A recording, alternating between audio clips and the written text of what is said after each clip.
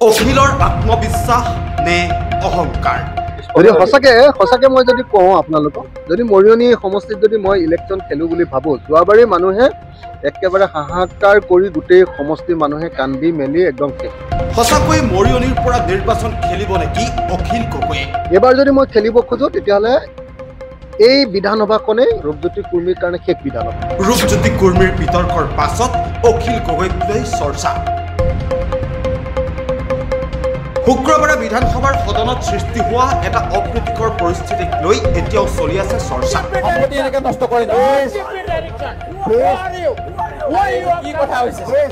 বিধায়ক ৰূপজ্যোতি কুৰ্মীয়ে সদনৰ মজিয়াত সৃষ্টি কৰিছিল বিশৃংখলতা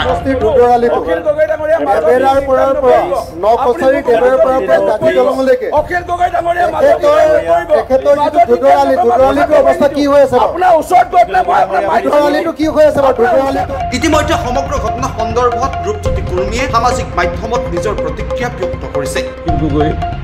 কেনে স্বাৰ্থপৰ এজন ব্যক্তি এই সকলোবোৰৰ পাছতেই এতিয়া চৰ্চালৈ আহিছে অন্য এটা বিষয় ৰূপজ্যোতিক ওফৰাই মৰিয়নি দখল কৰিব নেকি অখিল গগৈয়ে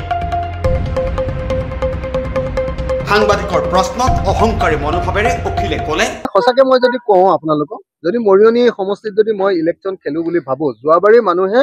একেবাৰে হাহাকাৰ কৰি গোটেই সমষ্টি মানুহে কান্দি মেলি একদম শেষ এবাৰ যদি মই সঁচাকে খেলিব খোজো এবাৰতো জনসংখ্যাৰ গাঁথনিও বদলি গুচি গ'ল সমষ্টিটো এবাৰ যদি মই খেলিব খোজো তেতিয়াহ'লে এই বিধানসভাখনে ৰূপজ্যোতি কুৰ্মীৰ কাৰণে শেষ বিধানসভা তেওঁ কেতিয়াও জিকিব তাত নোৱাৰে তেওঁ ভয় খাই আছে যে মই সঁচাকে ইলেকশ্যন খেলিমগৈ নেকি তেওঁ টেনশ্যনত আছে তেওঁৰ দুটা টেনশ্যন এটা টেনশ্যন হ'ল এইবাৰ ইলেকশ্যনত হাৰিব নেকি আনটো টেনশ্যন হ'ল তেওঁক মানে কংগ্ৰেছে তেওঁক ইটো নিদিলে সিটো নিদিলে বিজেপিও একো নিদিলে সেইকাৰণে দুইটা টেনশ্যনতে তেওঁ চাগে হতাশগ্ৰস্ত হৈ এইটো কৰিছে মই আশা কৰিম যে ৰূপজ্যোতি কুৰ্মীয়ে ভৱিষ্যতে এনেকুৱা কাম নকৰিব বুলি যিটো ক্ষমা খুজিছে মই আশা কৰিম যে ৰূপজ্যোতি কুৰ্মীয়ে এনেকুৱা কাম আৰু ভৱিষ্যতে নকৰিব আমাৰ বিধায়কবিলাকৰ সন্মান সংসদীয় গণতন্ত্ৰৰ সন্মানটো যাতে ৰক্ষা কৰিছে অখিলৰ এই মন্তব্যৰ পাছতেই জনতাৰ মনত উদয় হৈছে এটা প্ৰশ্ন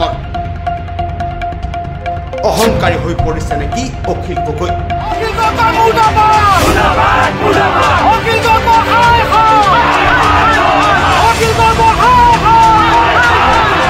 নিজ সমষ্টিৰ উন্নয়নৰ নামত অখিল গগৈয়ে আজিলৈকে কি কৰিলে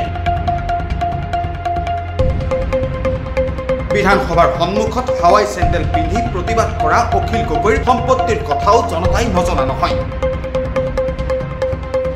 বিধায়ক হোৱাৰে পৰা অহংকাৰী হৈ পৰা অখিল গগৈৰ ৰাজনৈতিক ভৱিষ্যত সন্দৰ্ভত আপোনাৰ মতামত কি